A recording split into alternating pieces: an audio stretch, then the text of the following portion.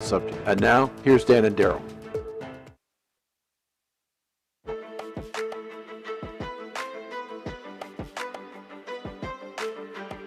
This is Dan Perkins, co-host of Black and White, and I want to tell you about a new service we are offering our listeners who have seen their freedom of speech taken away. We want to give it back to you. Join the conversation again by stepping on the American soapbox and tell America what you think about the issues that are confronting America. Join the conversation. It's free. Go to blackandwhites.us/America's Soapbox. The rules are simple. Not longer than 3 minutes, no attacks, racial or other, on other people, and no uncivilized language. Think about what is bothering you. Then get out your camcorder or your smartphone, write a script, push the record button. Check that you comply with all the rules, and if you think you do, log on to blacksandwhites.us/America's Soapbox and upload the link to your message. Check back with us in a few days and see if it's available for everybody in America to watch. Tell your friends and family to take their turn on the American Soapbox. I'm Dan Perkins.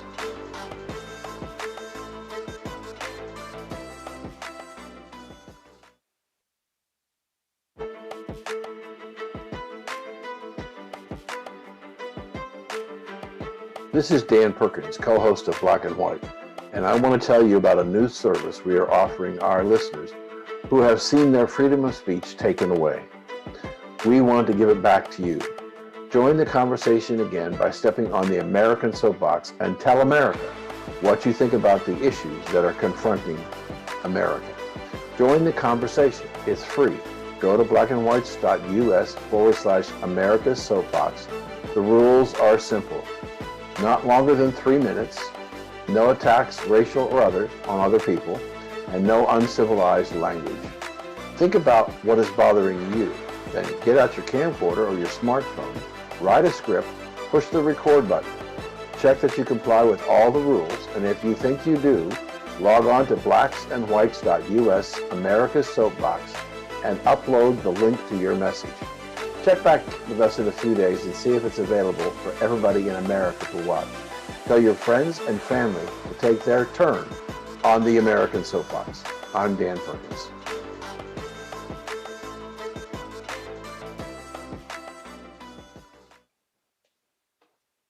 Welcome to House Calls, a new segment on Blacks and Whites Network, where we talk to doctors about health issues that are important to a lot of us. And today we're talking about a very important issue, and that is anxiety and depression. And Dr. Joe is here to talk to us as a clinical psychologist about how we deal with breakthrough issues with the COVID and the depression many people are experiencing because of being sequestered in their homes and limitations. So Dr. Joe, welcome to House Calls. Thanks for having me, guys. I really appreciate it. We appreciate it too. Let's talk about, in your practice, what's happened to the number of people that you're seeing relative to depression and anxiety. Well, I've been in the field doing clinical work in some capacity, pre-doctorate, for over 30 years at this point. Wow. And I can say without question, I have never in my entire career seen the demand for behavioral health services as high as it is right now. My practice had always been pretty busy before this, but myself and a lot of the other practices in the area, my colleagues and people that I'm friends with, we have wait lists that are 80, 100 people deep. Wow. Just trying to access services for whether it's anxiety or depression or help coping with symptoms or long haul COVID. It's been the demand is unprecedented. There's no question about it. Doctor, I was listening to what you were saying, and the thing that immediately came to my mind was to ask you a question. In the case of such a demand, do you use telemedicine? Well, we've been forced to. So telemedicine was not a very huge thing, but once COVID hit, the laws changed, making it so that we were able to provide services to people via telemedicine, get reimbursed from insurance companies the same amount that we would as if it were an in-person visit, because the Department of Health wanted us to be able to provide those services without having to bring people physically into the office, increase the risk of exposure for the clients, increase the risk of exposure for us. So the entire landscape of practicing in medicine, period, but particularly in behavioral health, has changed dramatically over the last, nearly 2 years now. Doctor, I have a friend who is an MD in the Boston area, been there a long time. He had two offices, one in Boston, one in Cambridge. Closed them both and went to telehealth, and thinks he's actually delivering more benefits to his patients than when they were coming in and sitting and waiting for him to see them.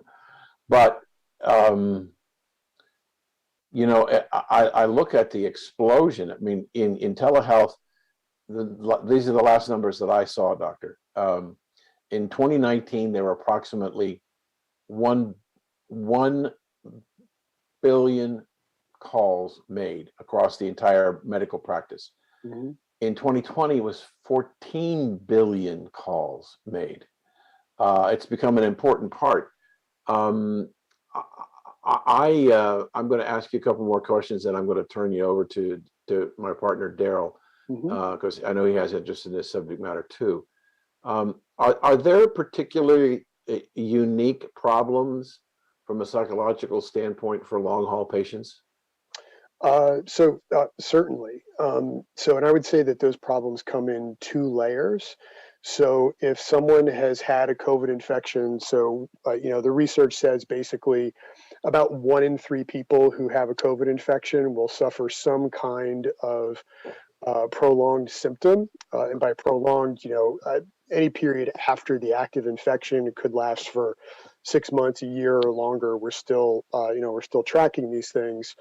Doctor, yes. I'm sorry. You just blew me away there. I got to go back and make sure I heard what you said, and you said what you meant to say. You said 1 in 3 patients, 1 in 3 people who are infected with COVID. 1 in 3. Did you say that? Have some degree of long-term? Yeah, that's the most recent research study that I read. Yep. I've never heard that before. I mean, that's 1 in 3 are going to get sick with longer term implications of getting the vaccines. Not the vaccine, the infection. The COVID. infection and or possibly the vaccine. If you get a vaccine, you can get a long haul case from a person who gets the vaccine, because even though they get the vaccine, they can still get infected and get sick. Correct. So we do know that, even though somebody might get vaccinated, there are breakthrough infections. I'm only speaking about the data that I'm quoting is 1 in 3 people who have had a COVID infection, really regardless of the severity of the infection, can experience prolonged symptoms after the period of active infection. Now, that might just be for a few weeks or a few months. It might take a while for somebody to get their taste or their smell back, but we are seeing prolonged headaches, fatigue, executive functioning, what we would call like brain fog, difficulty thinking, and then anxiety and depression are very, very high on the list of symptoms that people are experiencing after a COVID infection. I'm going to say to Darrell, is this the first time you've heard that number?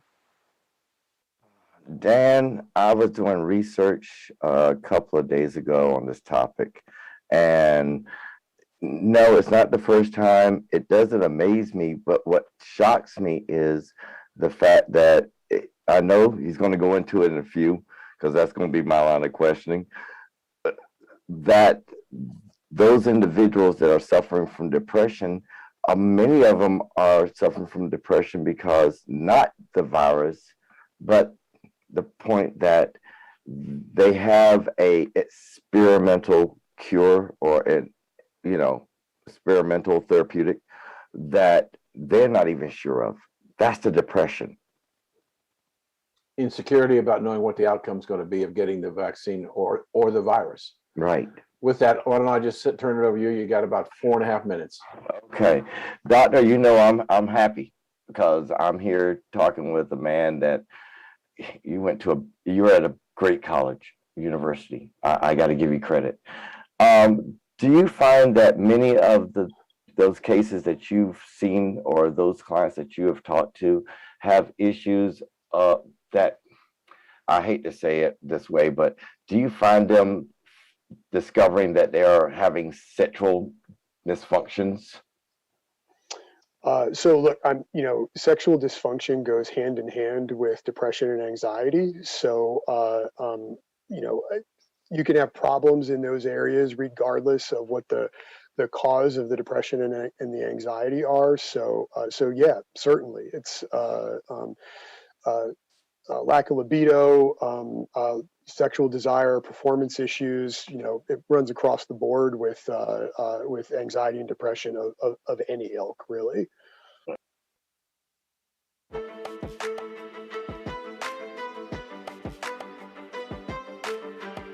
This is Dan Perkins, co-host of Black and White, and I want to tell you about a new service we are offering our listeners who have seen their freedom of speech taken away.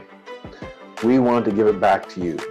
Join the conversation again by stepping on the American soapbox and tell America what you think about the issues that are confronting America. Join the conversation. It's free. Go to blackandwhites.us/America's Soapbox. The rules are simple. Not longer than 3 minutes, no attacks, racial or other, on other people, and no uncivilized language. Think about what is bothering you. Then get out your camcorder or your smartphone, write a script, push the record button. Check that you comply with all the rules, and if you think you do, log on to blacksandwhites.us/America's Soapbox and upload the link to your message. Check back with us in a few days and see if it's available for everybody in America to watch. Tell your friends and family to take their turn on the American Soapbox. I'm Dan Perkins.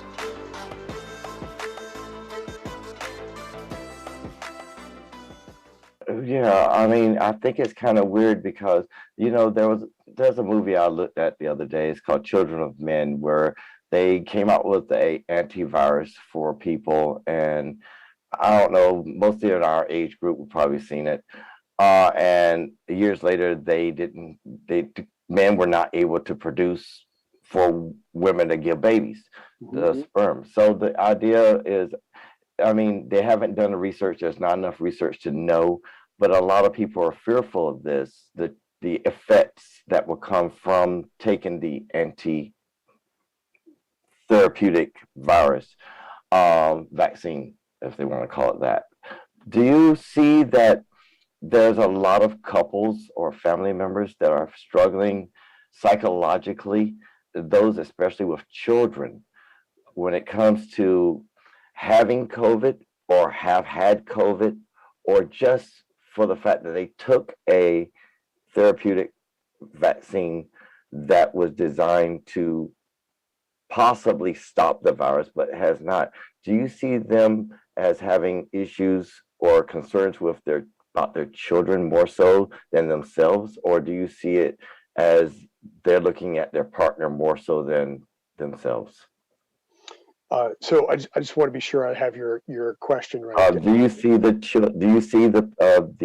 your clients with children showing more concern about their children than their partner more so?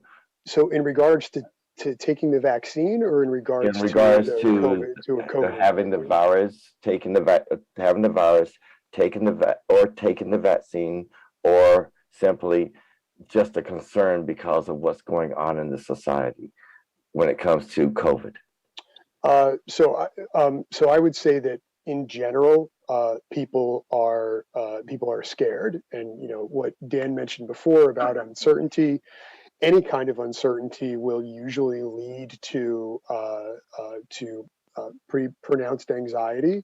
So I've seen a lot of people who are very fearful about getting COVID themselves, about people that they love or care about getting COVID, certainly about their children getting COVID. I would say that that's more predominant than people who are, at least in my experience, and we're in the part of the country where I live, I have not seen a lot of vaccine hesitancy, but it is, there are certainly people who are concerned about, about getting the vaccine because, it's produced very rapidly. It's new, and we don't have, decades of data. So,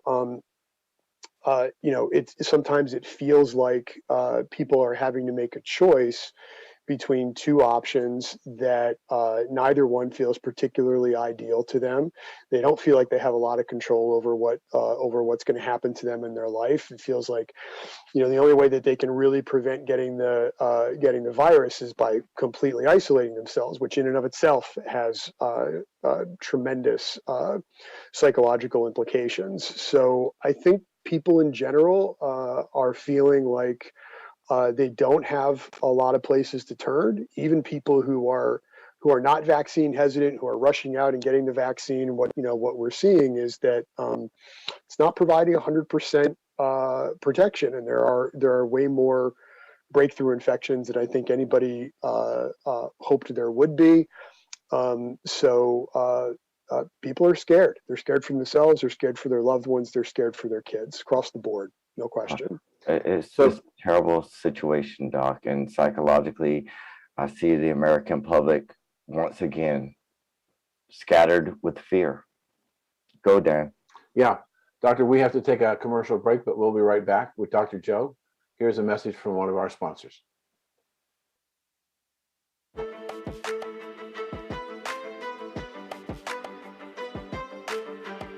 This is Dan Perkins, co-host of Black and White, and I want to tell you about a new service we are offering our listeners who have seen their freedom of speech taken away. We want to give it back to you. Join the conversation again by stepping on the American soapbox and tell America what you think about the issues that are confronting America. Join the conversation. It's free. Go to blackandwhites.us/America's Soapbox. The rules are simple. Not longer than 3 minutes, no attacks, racial or other, on other people, and no uncivilized language. Think about what is bothering you. Then get out your camcorder or your smartphone, write a script, push the record button. Check that you comply with all the rules, and if you think you do, log on to blacksandwhites.us, America's Soapbox, and upload the link to your message. Check back with us in a few days and see if it's available for everybody in America to watch.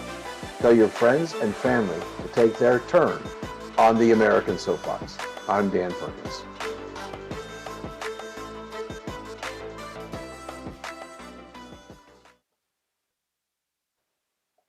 And Doctor, help me with the proper pronunciation of your last name. It is Trunzo. Trunzo, Trunzo. It sounds, short U, long O. Trunzo. Tunzo? Trunzo. Trunzo. There you go. Bingo. I got Trunzo. Okay. Yeah. We're back, and joining us is on House Calls with Dr. Joseph Trunzo, and I want to continue the discussion that we had with Darrell before the break. I wanted to ask the question about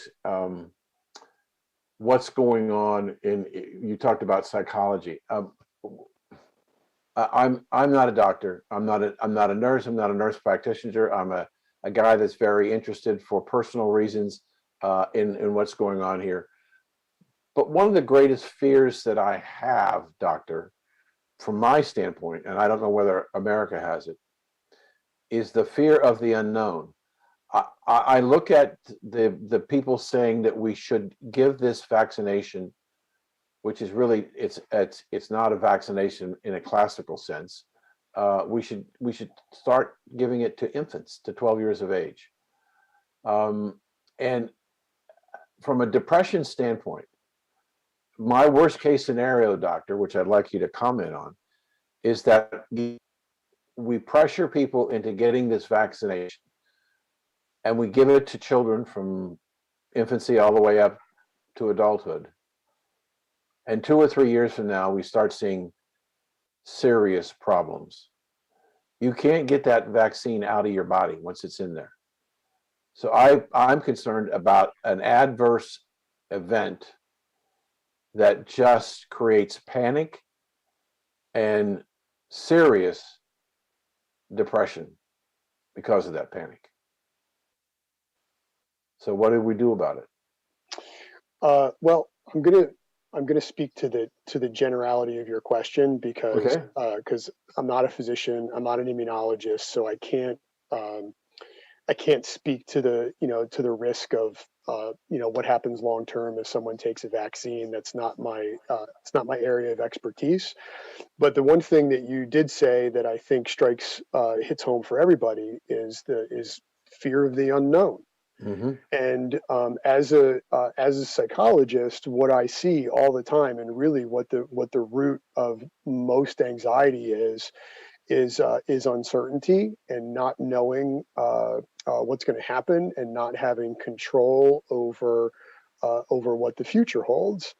And whether that's taking a vaccine or not taking a vaccine or risking getting COVID, or we're all afraid of what's going to happen and how all of this is going to turn out because nobody knows.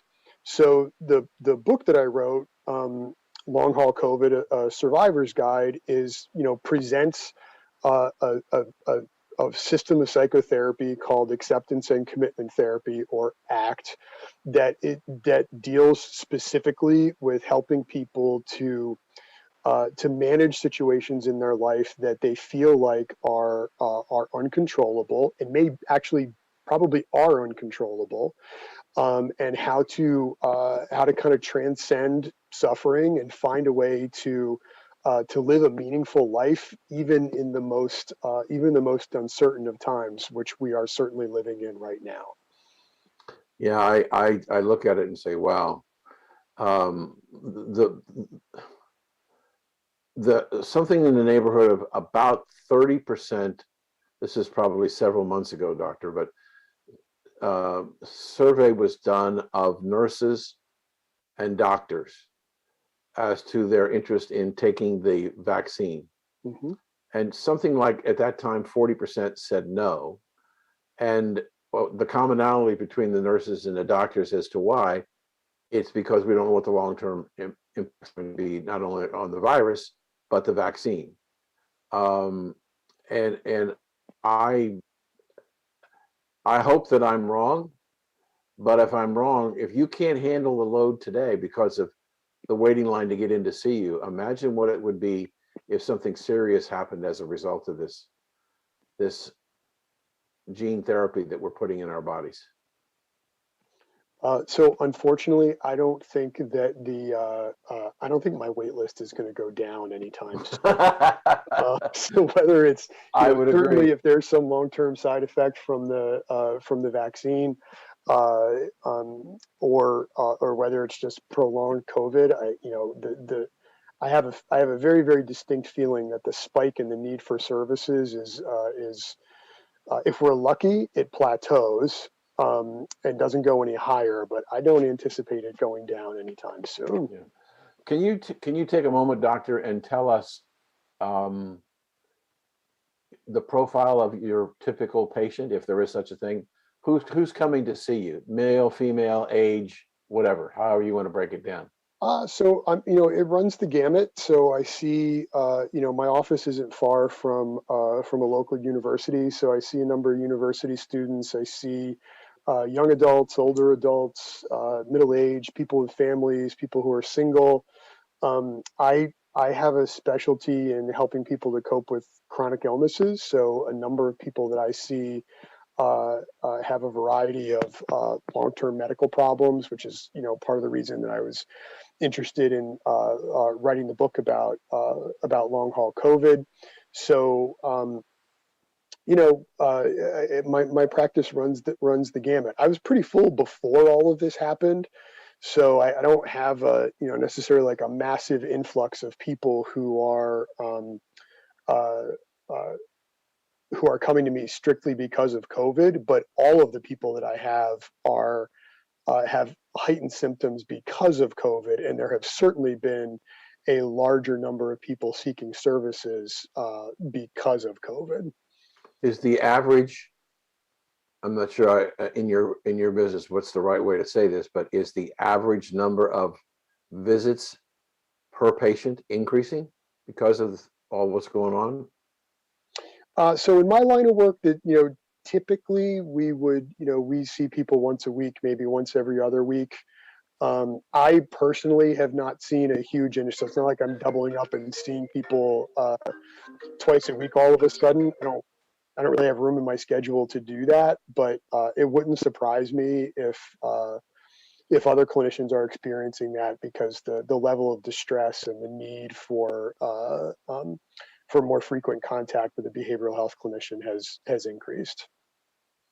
I got a quick question, then we'll turn it over to Dale to bring us home. Um, you mentioned children being close to a college. Mhm. What are the college students saying to you about their concerns about what's going on? So it's well, I also, my practice is close to a college. I also work at a university.